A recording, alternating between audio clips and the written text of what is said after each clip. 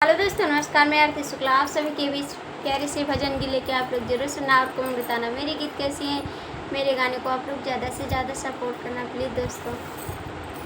नैना राधिका की लड़ी गई मुरारी से बड़ी होशियारी से, नैना राधिका की लड़ी गई मुरारी से बड़ी होशियारी से ना।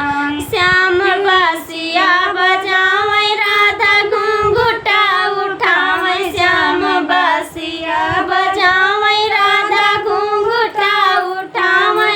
छोटी मार दिए नैन की कटारी से बड़ी होशियारी से नाय। छोटी मार दिए नैन की कटारी से बड़ी होशियारी से नाय। नैन राधिका की लड़ी गई मुरारी से बड़ी होशियारी से नाय। तुमने चोटी जो दिया हमने दिल में रख लिया, तुमने चोटी जो दिया हमने दिल में रख लिया।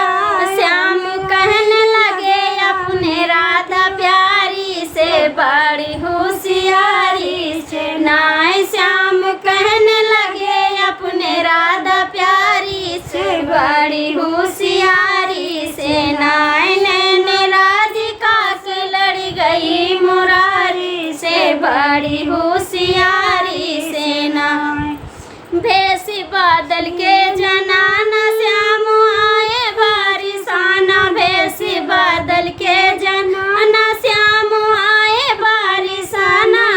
राधा झांकी रही अपनी दुआरी से बड़ी होशियारी से ना।